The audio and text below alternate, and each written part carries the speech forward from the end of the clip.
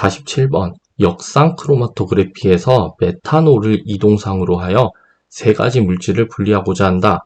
각 물질의 극성이 아래 표와 같을 때 머무름 지수가 가장 클 것으로 예측되는 물질은 액체 크로마토그래피의 종류 중 하나인 분배 크로마토그래피는 섞이지 않는 두 개의 액체를 이동상과 고정상으로 하여 분석 시료를 분배 개수 차이를 이용하여 분리하는 방법입니다. 이 역상 크로마토그래피와 정상 크로마토그래피로 나눌 수 있으며 문제에서 역상 크로마토그래피를 이용하여 물질을 극성에 따라 분리하고자 합니다. 역상 크로마토그래피는 정지상을 비극성 물질을 사용하므로 극성이 가장 큰 성분이 먼저 분리됩니다. 즉, 극성이 작을수록 정지상에 머무르는 시간이 커지므로 머무름 지수가 커지게 됩니다. 정답은 극성이 가장 작은 3번이 되겠습니다. 48번 적외선 분광기를 사용하여 유기화합물을 분석하여 1600에서 1700 근처에서 강한 피크와 3000대 근처에서 넓고 강한 피크를 나타내는 스펙트럼을 얻었을 때 분석 시료에서 가능성이 가장 높은 화합물을 해당 문제는 작용기별 흡수 파수를 알고 있어야 풀 수 있는 문제입니다. 주로 실기 필답형에서 적외선 스펙트럼을 주고 구조식을 그리는 문제가 출제가 되는데 이 문제에서 구조식을 그리는 문제가 자주 출제가 됩니다. 자, 문제를 보면 1600에서 1700 근처에서 강한 피크를 나타내는 것은 알데히드, 그리고 카복실산, 에스터, 케톤에서 CO 이중결합에 대한 신축 진동을 흡수하는 파수입니다. 그리고 3000 근처에서 넓은 피크를 나타내는 것은 카복실산의 OH 결합에 대한 신축 진동입니다. 카복실산의 OH 결합에 대한 신축 진동으로부터 흡수가 됩니다. 그러므로 정답은 카복실기를 가진 3번이 정답이 되겠습니다. 49번 칼로멜 전극에 대한 설명으로 틀린 것은 칼로멜 전극은 전위차법에서 기준 전극으로 사용이 됩니다. 보기를 보면 포화 칼로멜 전극의 전위는 온도에 따라 변한다. 자, 온도에 영향을 받는 게 맞습니다. 그리고 3번을 먼저 보면 염화 수은으로 포화되어 있고 염화 포타슘 용액에 수은을 넣어서 만든다. 칼로멜 전극은 염화 수은으로 포함되어 있으며 일정한 농도의 염화 칼륨 용액에 수은을 넣어서 만듭니다.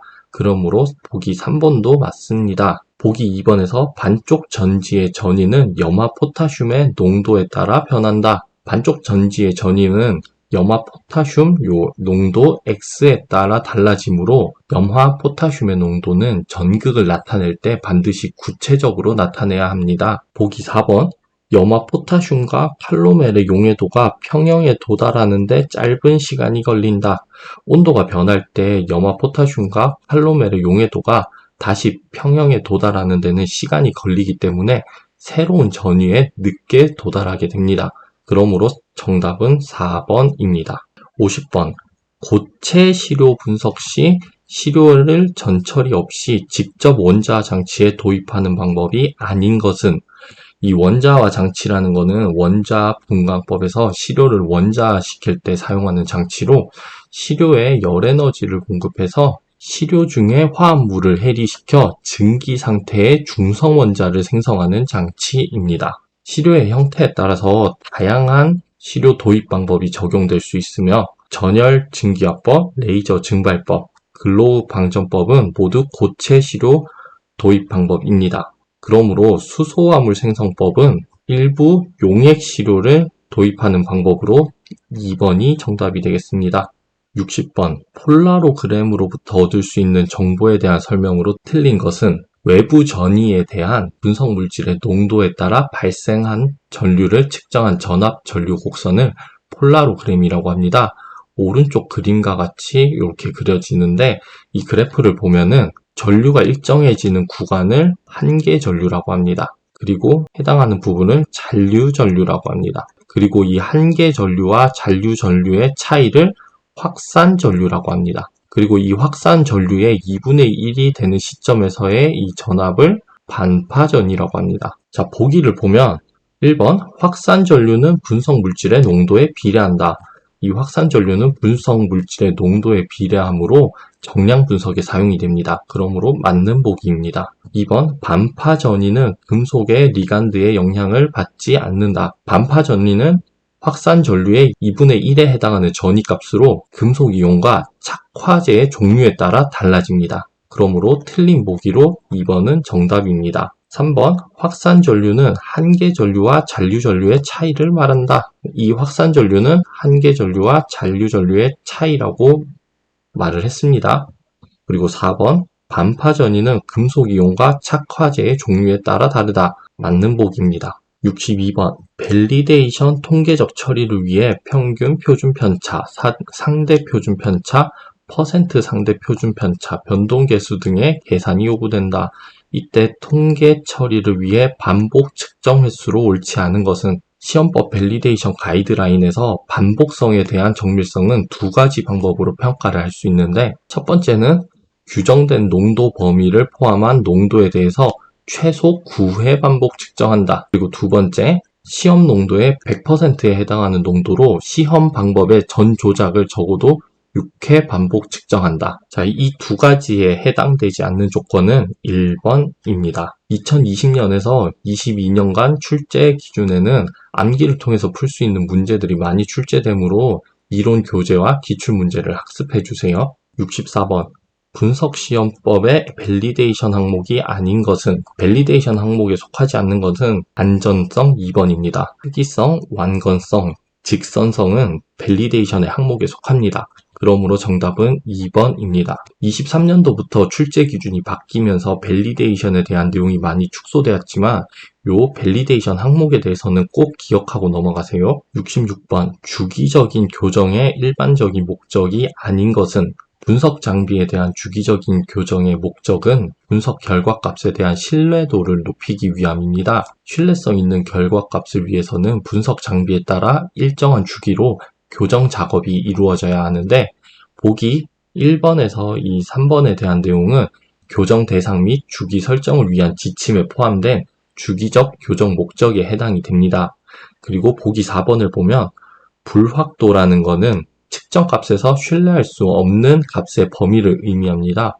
불확도를 증가시키는 것은 측정 결과의 정확성을 낮추는 것을 의미하므로 틀린 보기입니다.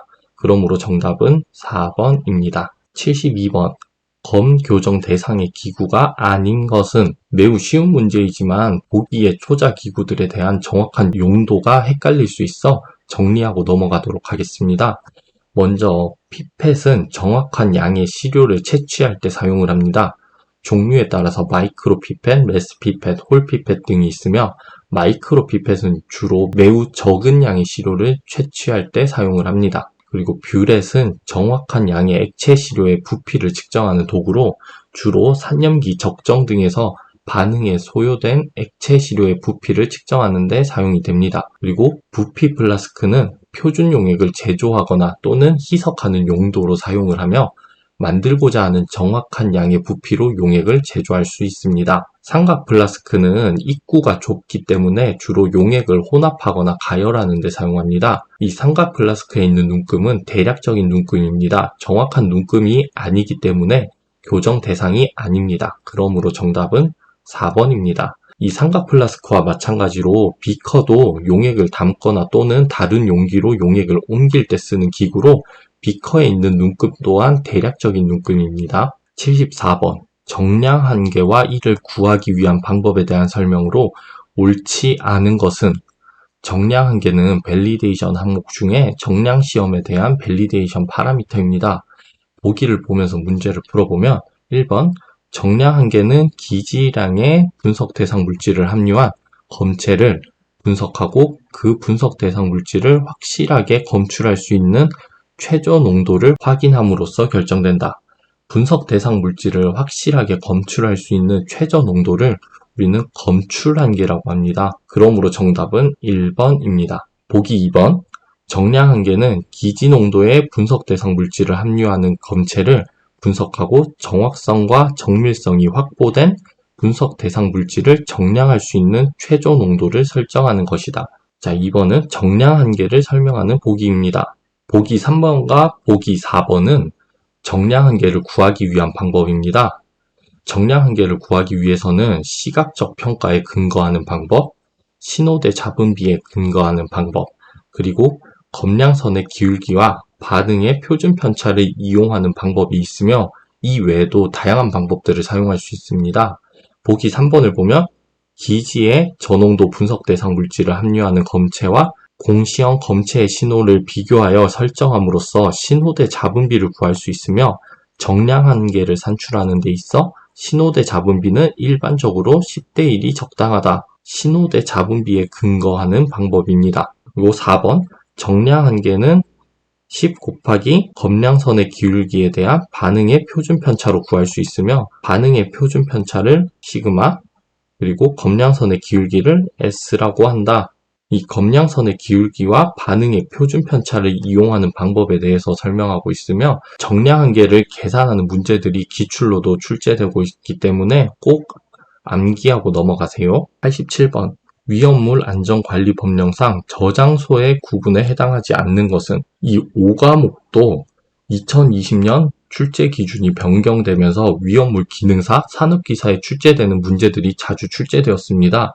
23년도부터는 다시 출제 기준이 변경되면서 위험물에 관련된 문제는 많이 줄어든 편이지만 위험물 안전관리법에 의한 제조소, 저장소, 취급소의 기본적인 내용들에 대해서는 학습하고 넘어가 주세요. 위험물 저장소는 8가지가 분류가 되고 일반 저장소는 위험물 저장소에 포함되지 않습니다. 그러므로 정답은 1번입니다. 88번 농약의 유독성, 유해성 분류와 분류 기준이 잘못 연결된 것은 화학물질의 유해성, 위험성 분류 지침에 의한 분류 중 다음 보기들은 물리적, 건강유해성, 환경유해성 이 3가지 중에서 건강유해성에 속합니다.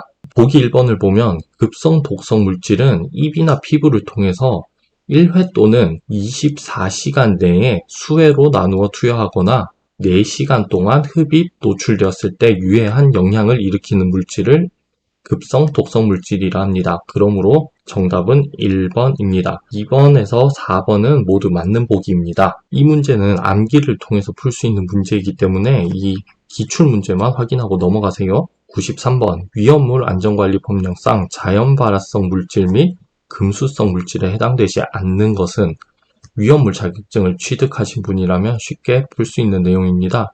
자연발화성 및 금수성 물질은 삼류 위험물에 속합니다. 이 오른쪽에 삼류 위험물의 분류표를 보면 유기금속 화합물, 그리고 알킬 알루미늄, 그리고 알칼리 금속은 모두 삼류 위험물에 해당이 됩니다. 그러므로 이 3번 산화성 고체가 정답이 되겠습니다.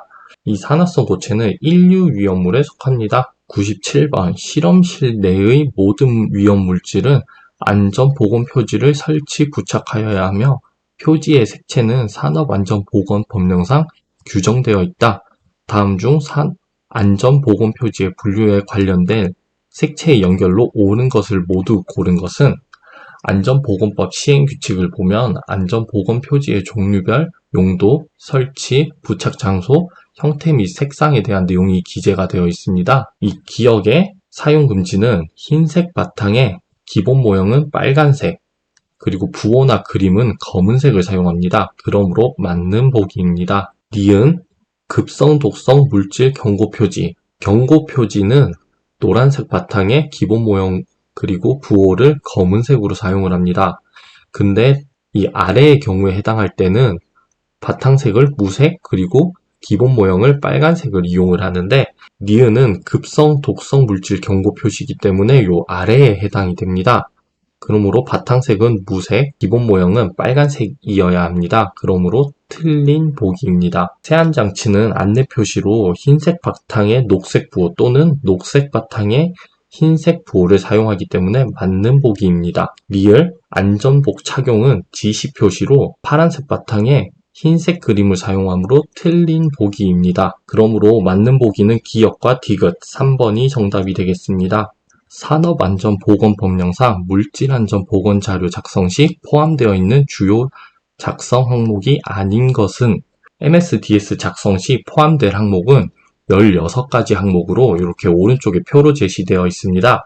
빠르게 답을 체크하고 넘어가셔야 하는 문제입니다. 최근 몇 년 전부터 산업 현장에서는 이 MSDS에 대한 중요성이 커지고 있는데 이 MSDS의 게시, 그리고 작성 방법, 그리고 항목들을 묻는 문제들이 자주 출제가 되고 있습니다. 비교적 쉬운 문제로 출제가 되니까 기출문제를 통해 학습해 주시면 됩니다. 자, 이 100번의 정답을 찾아보면 생산 책임자의 성명은 이 16가지 항목에 포함되지 않으므로 정답은 4번입니다.